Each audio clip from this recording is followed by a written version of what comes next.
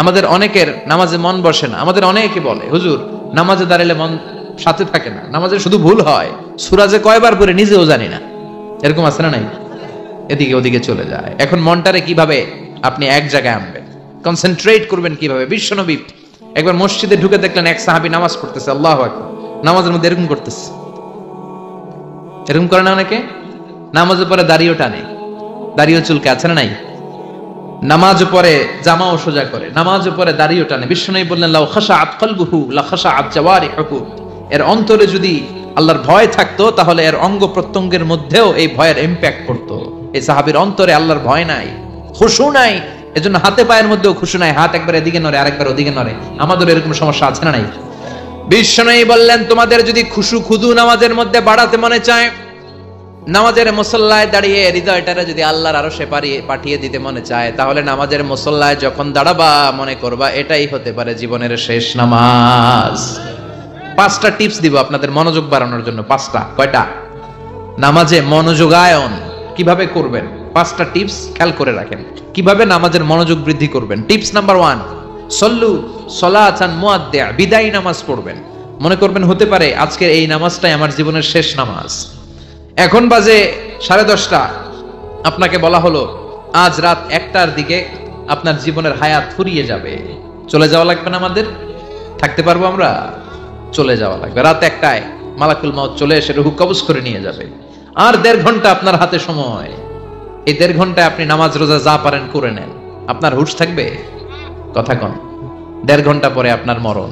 আপনি তাড়াতাড়ি করে ওযু করে আসবেন, যা নামাজে দাঁড়াবেন, মনে মনে ভাববেন আজকে জনমের মতো মাফ চাম আল্লাহর কাছে, আকাম কুকাম যা করছি সব কাইন্দা একেবারে মাফ করায় ফেলাম আল্লাহর কাছে, ঠিক কি না? সেদিন আপনি ওযু করবেন চমৎকার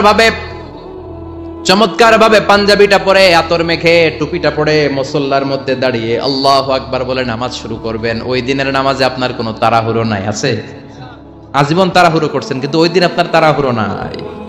ওই দিনের রুকুটা আপনার জীবনের শ্রেষ্ঠতম রুকু হয়ে যাবে। ওই দিনের সেজদাটা আপনার জীবনের শ্রেষ্ঠতম সেজদা হয়ে যাবে। ওই দিন আপনি সেজদায় পড়ে চোখের পানি দিয়ে জায়নামাজ ভিজিয়ে দিবেন। দিবেন না? কথা বলেন, দিবেন না? এর কারণ আপনি জেনে গেছেন এটাই আপনার জীবনের শেষ নামাজ, ঠিক কি না?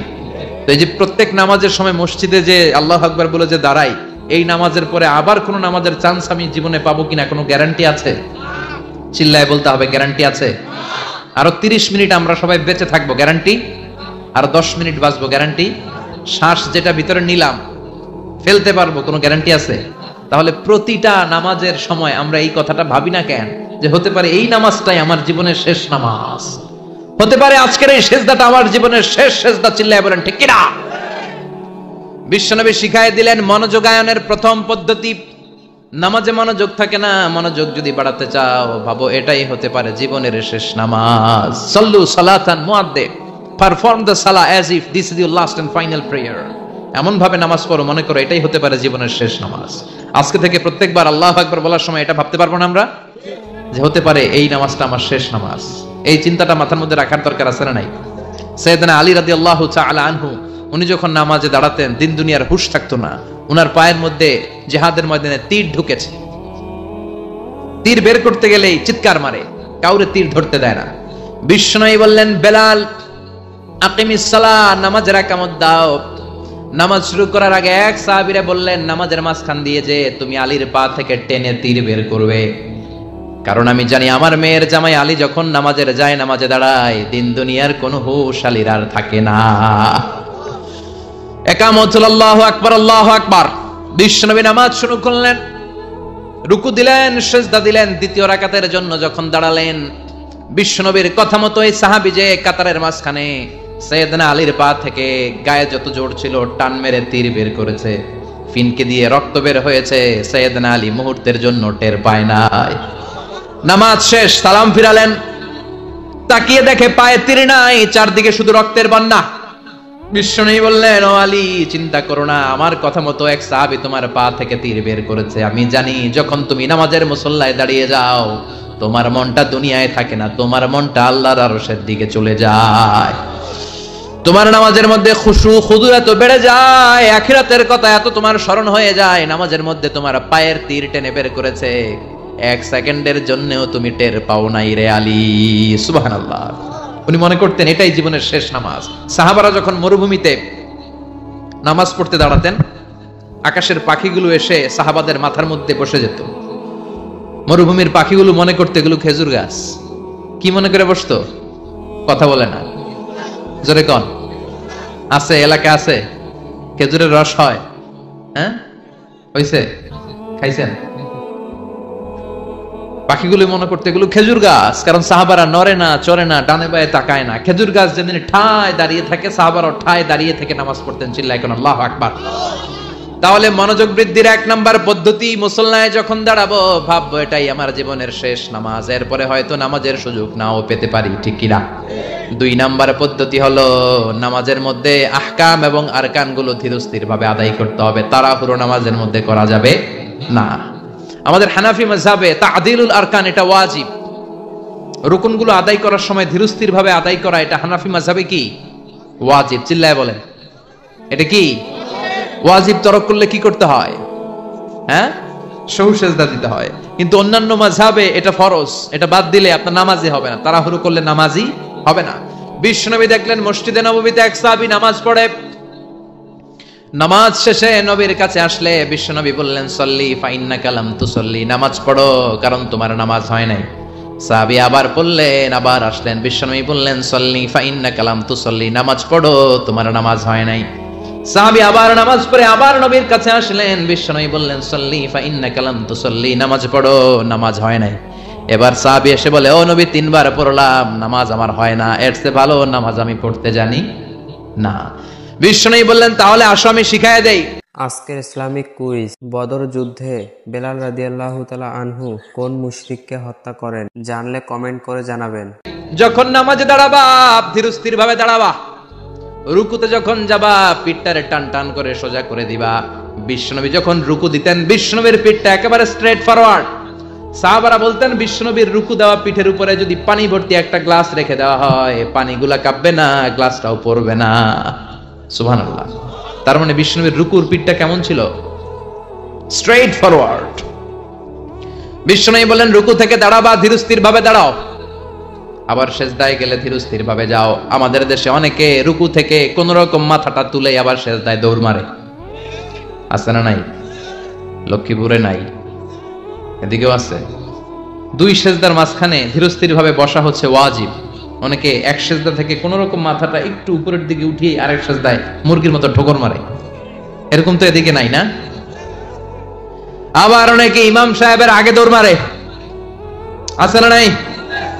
ইমাম সাহেব সামি আল্লাহু লিমান হামিদা বলে দাঁড়াইছে, ওনার আর সহ্য হয় না, উনি আগে সেজদা দিবে, কিন্তু ইমামের আগেও যাইতে পারে না, মাঝখানে যাইয়া হ্যাং হয়ে থাকে, আছে না নাই? মোবাইল মাঝে মাঝে হ্যাং হয় না, মানে সামনেও যায় না পিছনেও যায় না। তো ওনারাও ইমামের আগে সেজদায় যাবে, তো ইমাম যাইতে পারে না, উনিও যেতে পারে না, মাঝ অবস্থায় যায় কি হয়? হ্যাং। হ্যাং হইবেন আপনারা? হ্যাং হওয়া যাবে না। তাহলে মনোযোগ বাড়ানোর 2 নাম্বার পদ্ধতি হচ্ছে কি করবেন? ধীরস্থির ভাবে। There is no rushing in salah, there is no hastiness in salah। নামাজের মধ্যে কোনো তাড়াহুড়ো নাই। তাড়াহুড়ো করলে এটা নামাজ হয় না। এমনকি নামাজের দিকে বিশ্বনবী তাড়াহুড়ো করে যেতেও নিষেধ করেছেন। ইদা উকিমাতিস সালাহ, নামাজ যখন শুরু হয়ে যাবে ধীরস্থির ভাবে যাবেন, তাড়াহুড়ো করে যাওয়া যাবে না।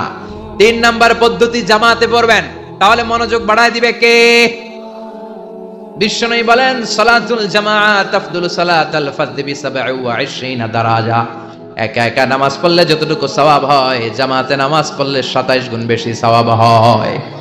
জামাতে পড়ার দরকার আছে না নাই? জামাতে পড়লে আর মনোযোগ এদিক সেদিক যায় না। সবাই আল্লাহু আকবার, আমি আল্লাহু আকবার, সবাই আসসালামু আলাইকুম ওয়া রাহমাতুল্লাহ, আমি আসসালামু আলাইকুম ওয়া রাহমাতুল্লাহ, মন আমার এদিক সেদিক যাওয়ার সুযোগ আছে কম, ঠিক কি না? 4 নাম্বার, নামাজে যা বলেন অর্থ বোঝার চেষ্টা করেন।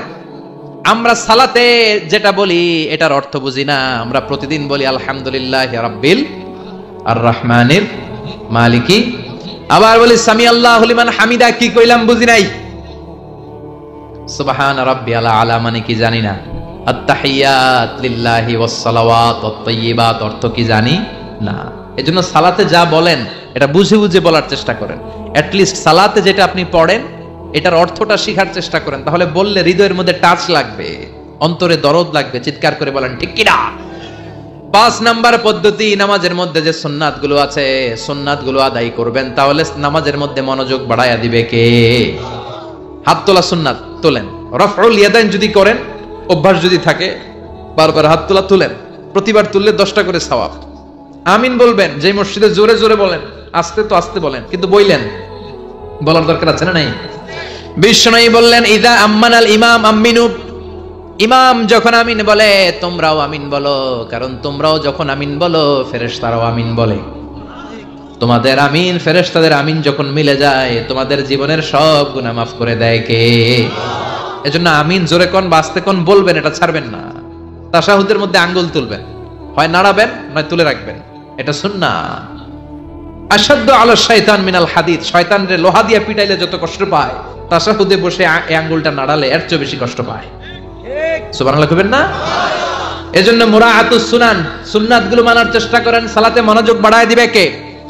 এজন্য আল্লাহ বললেন, ক্বাদ আফলাহাল মুমিনুনাল্লাযীনা হুম ফি সালাতিহিম খাশিউন, সফল হলো তারা ঈমান এনেছে যারা।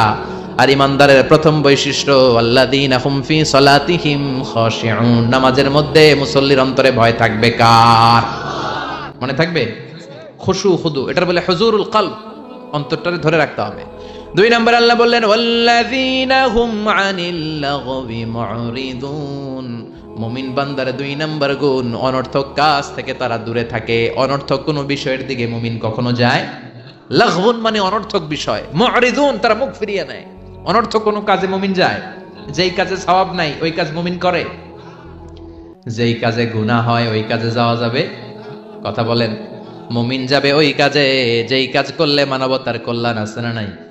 মুমিন করবে ওই কাজ যেই কাজ করলে আমলনামাটারে সওয়াব দিয়ে পূর্ণ করে দিবে কে? এজন্য বিশ্বনবী বলতেন, মিন হুসনি ইসলামিল মারই তারকুহু মা লা ইয়ানি, ব্যক্তির ইসলামের সৌন্দর্য হলো ব্যক্তি তার জীবন থেকে অনর্থক সব কাজ বের করে দিবে।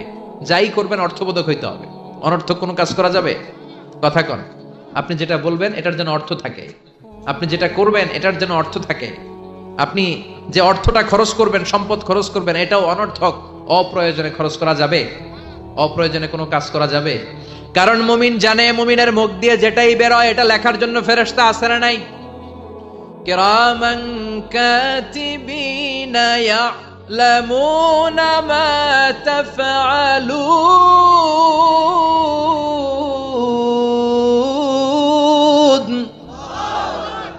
যাই করি ভালো হোক কিংবা মন্দ হোক লিখে রাখার জন্য কিরামান কাতিবিন আছে না নাই?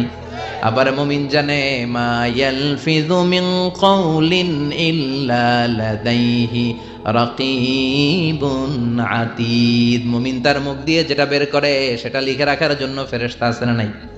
এজন্য মুমিন যেটাই করবে এটা অর্থবোধক হবে। অনর্থক কোনো কাজ করা যাবে? অনর্থক কোনো বাক্য উচ্চারণ করা যাবে? মুমিন তার চোখ দিয়ে ওই জিনিসটাই দেখবে যেটা দেখলে সওয়াব আছে না নাই? মুমিন মুখ দিয়ে সেটাই পড়বে, সেটাই উচ্চারণ করবে যেটা উচ্চারণ করলে প্রতি অক্ষরে অক্ষরে সওয়াব দিবে কে? চিল্লায় বলেন কে? আপনি যদি অনর্থক কাজের দিকে মনোনিবেশ করেন, ফোকাস দেন, তাহলে আপনি ভালো কাজের দিকে ফোকাস দেওয়ার সময় পাবেন না। আমাদের দেশের ছেলেপেলারা যত আজে বাজে কাজ আছে এগুলো নিয়ে ব্যস্ত, আছে না নাই? হিন্দি সিনেমা, ওই যে হুজুর কইতেছে মোবাইল নিয়ে টিপি আছে না নাই? খেলাধুলা, রাজনীতি, এগুলো নিয়ে ব্যস্ত, ফলে ভালো কাজে তারা ফোকাস দিতে পারে না। আর যারাই এগুলো থেকে বেরিয়ে কনস্ট্রাকটিভ কাজ করে তাদের জীবনটারে বরকতময় করে দেয় কে? আমি দেখলাম কিছু যুবক এক জায়গায় ওয়ালের মধ্যে লিখেছে মানবতার দেয়াল। কি লিখেছে? এখানে লিখছে যেটা আপনার দরকার নেই রেখে যান, আর এই পাশে লিখছে যেটা আপনার দরকার লইয়া যান। সুবহানাল্লাহ কোন?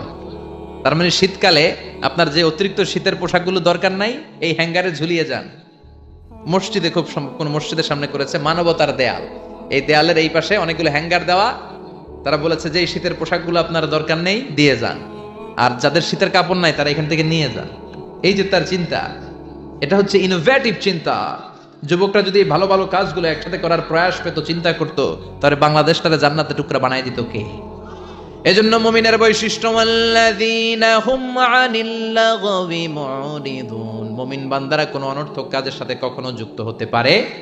তার মানে মুমিন যখন নামাজে দাঁড়ায় অন্তরটা চলে যায় কার দিকে? 2 নম্বরে মুমিন কোনো আজে বাজে কাজে যুক্ত হয় না। 3 নম্বরে আল্লাহ বললেন ওয়াল্লাযীনা হুম লিয-যাকাতি ফাঈলুন। মুমিন বান্দাকে যদি আল্লাহ সম্পদের মালিক বানিয়ে দেয়, আল্লাহর এই সম্পদ থেকে গরিবদেরকে মুমিনরা দান করে। কি করে? এটার নাম হলো যাকাত। এটার নাম কি? জোরে কোন। দে যাকাত তোরা দে রে যাকাত, তোর দিল খুলবে পরে আগে খুলু খাত। দে যাকাত তোরা দে রে যাকাত। চিল্লা এখন ঠিক কিনা? যাকাত ফরজ হয়েছে কার কার? হাত তুলেন তো দেখি। যাকাত দেওয়ার মতো লোক আছে না এদিকে? মাশাআল্লাহ। 1 জন, 2 জন, 3 জন, 4 জন, 5, 6, 7। আল্লাহ ভাইদেরকে তুমি কবুল করো। চিল্লায় বলেন আমিন। যাকাত দেয়াটা এটা অপশনাল নয়, এটা কম্পালসরি। ওয়াফি আমওয়ালিহিম হাক্কুন লিসাইলি ওয়াল মাহরুম। তোমার সম্পদে গরিবদের জন্য আল্লাহ এটা অধিকার করে দিয়েছে। যিনি যাকাত দেয় তার জন্য দেয়া ফরজ, আর যিনি যাকাত নেয়, যাকাত নেয়া কি তার জন্য ফরজ? কথা কোন। তাহলে সে আপনার কাছ থেকে যাকাত নিয়ে আপনাকে ফরজ কাজটা করার ক্ষেত্রে সহযোগিতা করেছে। আপনি কোনো করুণা তারে করেন নাই। চিল্লায় বলেন ঠিক কিনা? আবার আল্লাহ বলেন যাকাত দিবি না কেন? টাকা কি তোর নাকি? ওয়ামিম্মা রাযাকনাহুম ইউনফিকুন। আমি যেটা রিজিক হিসেবে দিছি ওইখান থেকে দে। সম্পদের মালিক আমি বানিয়েছি, অর্থ সম্পদ আমি আল্লাহ দিয়েছি, আবার আমি আল্লাহ আদেশ করেছি দেওয়ার জন্য। ঠিক কিনা? ইসলাম চায় না রাস্তার এক পাশে 5 তলা আরেক পাশে গাছতলা। ইসলাম চায় সম্পদের সমানভাবে তারল্য। যাকাত এটা ফরজ, দিয়ে দাও, তা না হলে কঠিন আযাবের সুসংবাদ দিচ্ছে কে? চিল্লায় বলেন কে? والذين يكنزون الذهب والفضة ولا ينفقونها في سبيل الله فبشرهم بعذاب أليم। যারা স্বর্ণ জমায়, যারা রৌপ্য জমায়, যারা প্রাইজ বন্ড জমিয়ে রাখে, যারা ফিক্সড ডিপোজিট করে রাখে, সম্পদের প্রাচুর্যতা থাকার পরেও যাকাত দেয় না, নবী তাদেরকে কঠিন আযাবের সুসংবাদ দেন। কার কথা? চিল্লায়া বলেন আযাবের কি সুসংবাদ হয় না দুঃসংবাদ? কথা কন। কিন্তু আল্লাহ এখানে বলছে সুসংবাদ। আল্লাহ বুঝাতে চাইলেন আযাবটা বড় করা হবে, ডেঞ্জারাস হবে, মাইটটা বড় ডেঞ্জারাস। আল্লাহ ছাড় দেয় কিন্তু ছেড়ে দেয় না। আল্লাহ ছেড়ে দেয় কি দেয়? ছাড় দেয়, ছেড়ে দেয় না। আযাবটা বড় করা হবে, মাইটটা বড় ডেঞ্জারাস হবে যারা যাকাত ফরজ হওয়ার পরেও দেয় না। এটা বোঝানোর জন্য আল্লাহ বললেন কঠিন আযাবের দুঃসংবাদ না, বললেন সুসংবাদ দেন। ছেলে পরীক্ষায় ইংরেজিতে ফেল করছে, মা বলে চান্দু ইংরেজিতে ফেল করছো, তোর বাপে আসুক, এমন মাইট দিবে, মাইট দিলে মজা টের পাবি। অমিয়া মাইট দিলে কি মজা লাগে? কি লাগে? ব্যথা লাগে। তো মজার কথা বললেন কেন? মাইটটা যে করা হবে, মাইটটা কি হবে? করা হবে। এজন্য যাকাত ফরজ হওয়ার পরে যারা যাকাত দেয় না তাদের জন্য করা মাইর আল্লাহর কাছে আছে না নাই? চিল্লায় বলেন। অনেকে দেখবেন যাকাতের শাড়ি দেয়, যাকাতের লুঙ্গি দেয়। যাকাতের শাড়ি বলতে কোনো শাড়ি আছে? কথা কন। এমন শাড়ি, এমন পাতলা শাড়ি একবার ধুইলে দ্বিতীয়বার আর পরা যায় না। শাড়ি আমনের দিকে বেসকি দিয়ে চায় থাকবে, রং নাই, আছে না নাই? আবার এই শাড়ি লুঙ্গিগুলো নেওয়ার জন্য যারা লাইন ধরে ঢুকে এরাও পদপৃষ্ট হয়ে মারা যায়, আছে না নাই? কিছু ভিডিও ক্লিপস আমরা দেখলাম যে হাজার হাজার মানুষ এই পাতলা বাজারের সবচাইতে নিম্নমানের সুতা দিয়ে বানানো যাকাতের শাড়ি নেওয়ার জন্য এসেছে, ধাক্কা ধাক্কি আর ভিড়ে পদপৃষ্ট হয়ে অনেকগুলো মহিলা মারা গিয়েছে। কিয়ামতের দিন এই যাকাত নামের এই কলঙ্ক সাজানোর জন্য যে এই আয়োজন করেছিল তাকে আল্লাহর সুপ্রিম কোর্টের কাঠগড়ায় জবাবদিহিতা করতে হবে। চিল্লায় বলেন ঠিক কিনা? যাকাত এটা ছেলে খেলা না, এটা পুতুল খেলা না, এটা যেমন মনে চায় কিছু টাকা পয়সা মানুষের হাতে হাতে 200 করে দিলাম, এইটা না। একজন কেমন ভাবে যাকাত দাও যেন ওই টাকা দিয়ে তার কর্মসংস্থান হয়, ওই টাকা দিয়ে যেন রুজি রোজগার করে কিছু খেতে পারে। ঠিক কিনা? বুঝতে পেরেছেন? যাকাতের টাকা এমন না 10 টাকা করে আমি 500 জন ফকিরে দিয়ে দিলাম, এটা নয়। একজনের একটা সিএনজি কিনে দেন, তাহলে সিএনজি চালায়া সে তার ফ্যামিলিকে ভরণ পোষণ দিতে পারবে, আর কোথাও যে হাত পাতা লাগবে না। একটা গাভী কিনে দেন, গাভীর দুধ বিক্রি করে ওর জীবন চলে যাবে। ঠিক কিনা?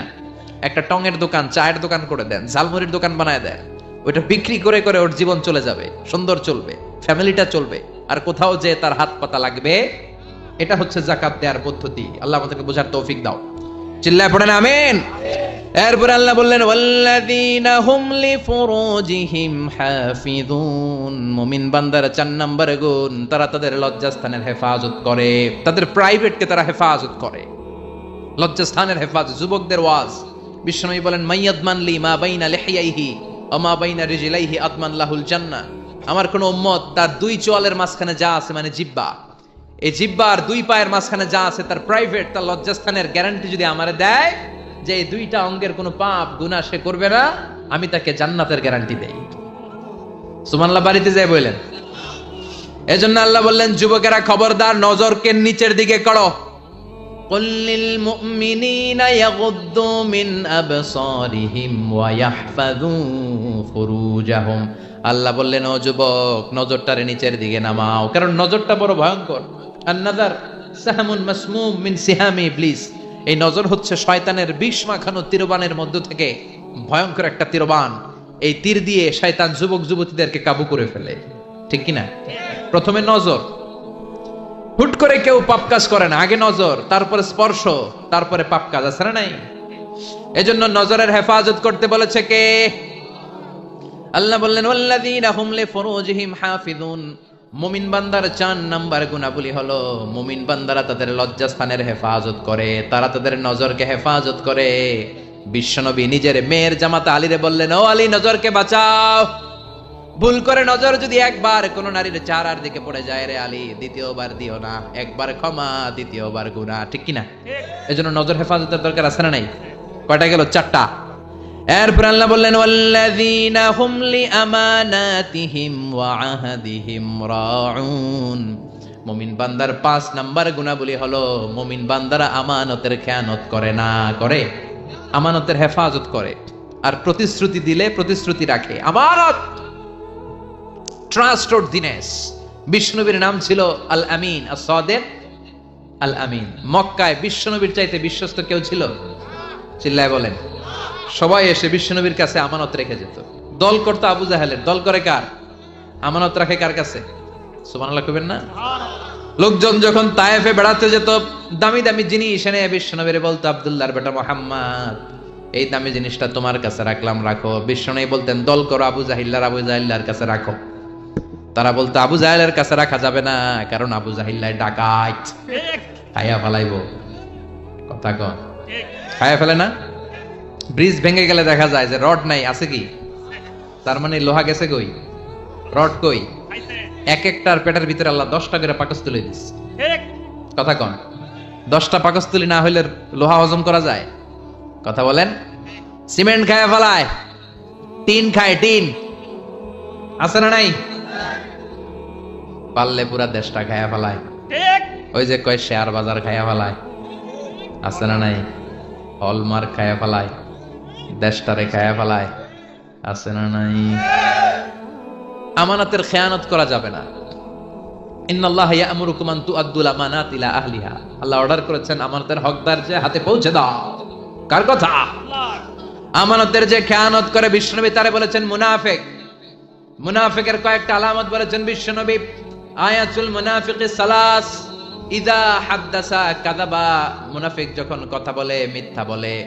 ওয়া ইযা ওয়াআদা আখলাফা, ওয়াদা দিলে খেলাফ করে। ওয়া ইযা আতুমিনা খানা, আমানত রাখলে আমানতের খেয়ানত করে, ঠিক কিনা? আমানত এটা ব্যাপক বিষয়। এই যে আপনার সুস্বাস্থ্য, এটা আপনার কাছে আমানত। আপনার চেহারা সুন্দর, এটা আমানত। আপনার স্ত্রী, আপনার সন্তান আপনার কাছে আমানত। আপনি সমাজে খুব ফেমাস, এটা আপনার কাছে আমানত। যাকে আল্লাহ যেই দায়িত্ব দিয়েছে ওইটা আল্লাহ তার কাছে আমানত রেখেছে, ঠিক কিনা? ইমাম সাহেব মসজিদের সবকিছু আপনার কাছে আমানত। চেয়ারম্যান সাহেব আপনার কাছে এই ইউনিয়ন পরিষদের সবকিছু আমানত। মেম্বার সাহেব আপনারও আমানত। আবার যিনি মেম্বার অফ দ্য পার্লামেন্ট, এই নির্বাচনী এলাকা পুরোটাই আপনার কাছে আমানত। চিল্লা এখন, ঠিক কিনা? যিনি মন্ত্রী, পুরো মন্ত্রণালয় আপনার কাছে আমানত। 47 সদস্যের বিশাল বহর নিয়ে মন্ত্রণালয় করা হলো, তাদের কাছে বাংলাদেশটা আমানত। ও প্রধানমন্ত্রী, আপনার কাছে আমার লাল সবুজের পতাকাটা আমানত। সেনাবাহিনীর কাছে দেশের ভূখণ্ড রক্ষা করা আমানত, ঠিক কিনা? মেম্বার অফ দ্য পার্লামেন্ট, আপনার নির্বাচনী এলাকায় যদি ইয়াবার আসর জমে, ওই ইয়াবার আসর যদি আপনি ভেঙে না দেন, আপনার নির্বাচনী এলাকায় যদি টেন্ডারবাজি হয়, আপনার নির্বাচনী এলাকায় যদি চাঁদাবাজি হয়, আপনার নির্বাচনী এলাকায় যদি যৌতুকের জন্য কোনো মায়ের গায়ে হাত দেয়া হয়, কিয়ামতের দিন আল্লাহ আপনারে ছাড়বে না, ঠিক কি না? এই সমাজটাকে রক্ষা করা তোমার আমানত। আপনার এলাকায় যদি কেউ ধর্ষিতা হয়, কিয়ামতের দিন এটার বিচার আছে না নাই? দুনিয়ার বুকে বিচার নাই, কিন্তু আখিরাতে বিচার আছে না নাই? এক একজন জনপ্রতিনিধির কাঁধে যে কত বড় আমানত। শীতের রাতে, কনকনে শীতের রাতে বাস স্ট্যান্ডে, রিক্সা স্ট্যান্ডে, সিএনজি স্ট্যান্ডে কম্বল নাই, কাঁথা নাই, লোকগুলো ঘুমায়, এদের গায়ে কাঁথা দিয়ে দেওয়া আপনার দায়িত্ব। চিল্লা এখন ঠিক কিনা? পথ শিশুগুলোরে সেবা করা আপনার দায়িত্ব, সুবিধা বঞ্চিত মানুষগুলোরে ভাতা দেওয়া আপনার দায়িত্ব। আপনার এরিয়ার মধ্যে যা কাম কুকাম হয় এগুলো সব আপনার উপর আমানত ছিল। চিল্লা এখন ঠিক কিনা? এটা ব্যাপক বিষয়। মুমিনের কাজ হচ্ছে আমানতের খেয়ানত করে না। যার যে দায়িত্ব সে আমানতকে পূর্ণ করে দেয়, সে আমানতের খেয়ানত করে না, আমানতের হেফাজত করে। আবার বিশ্বনবী বললেন, কারো কোনো গোপন জিনিস যদি তুমি জেনে যাও, এটা লোক লুকিয়ে রাখা এটা তোমার জন্য আমানত, ঠিক কিনা? অন্যের আসরার গোপন জিনিস যদি আপনি প্রচার করার দায়িত্ব নেন, আপনার গোমর ফাঁস করে দেওয়ার দায়িত্ব নিবে কে? এজন্য আল্লাহ বললেন, ওয়াল্লাযীনা হুম লিআমানাতিহিম ওয়া আহদিহিম রাউন। মুমিন বান্দার 5 নাম্বার গুণ, মুমিন বান্দার আমানতের খেয়ানত করে না। 6 নাম্বার গুণ হলো আহদিহিম রাউন, মুমিন বান্দারা প্রতিশ্রুতি দিলে প্রতিশ্রুতি নষ্ট করে না। আহাদ মানে প্রমিস। ইন্নাল আহদা কানা মাসউলা। কি কি ওয়াদা আপনি দিবেন, কথা দিবেন, এই কথাগুলো রেখেছেন কিনা জিজ্ঞেস করবে কে? আমরা মাইক পেলে কথা দেওয়ার সময় হাজার কথা দেই, এইটা দিব, ওইটা দিব, ব্লাউজ দেব, মোবাইল দেব, আছে না নাই? কথা কন। টাকা দেব, চাকরি দেব, ভাতা দেব, দেশের চেহারা পাল্টায় দেব, আছে না নাই? পরে সময় মতো সব ভুলে যায়, ডিগবাজি মারে, এরকম আছে না নাই? আপনি যেটা দিয়েছেন কথা, কিয়ামতের দিন সেই কথাটা রেখেছেন কিনা, in the day of judgement আপনারা জিজ্ঞেস করবে কে? চিল্লায় বলেন কে? সব শেষে আল্লাহ বললেন, ওয়াল্লাযীনা হুম আলা সালাওয়াতিহিম ইউহাফিযুন। মুমিন বান্দার 7 নাম্বার গুণ, তারা সবকিছু নষ্ট হতে দিতে রাজি, কিন্তু তাদের সালাত নষ্ট হতে দিতে রাজি না, ঠিক কি না? যে কোনো পরিস্থিতিতে মুমিন নামাজ পড়ে। ওযুর পানি নাই, মুমিন কি করে? তায়াম্মুম করে। সফরের মধ্যে সময় নাই, মুমিন কসর করে, ঠিক কি না? দাঁড়িয়ে পড়তে পারে না, মুমিন বসে পড়ে। বসে পড়ে না, মুমিন শুয়ে পড়ে। মুমিন কখনো থেমে থাকে না। আপনি প্লেনে আছেন তখন নামাজ পড়েন, জাহাজের মধ্যে আছেন তখন নামাজ পড়েন, জমিনে আছেন তখনও পড়েন। গোটা বিশ্বের সব মানুষের জন্য এই জমিনটারে নামাজের জায়গা বানিয়ে দিয়েছে কে?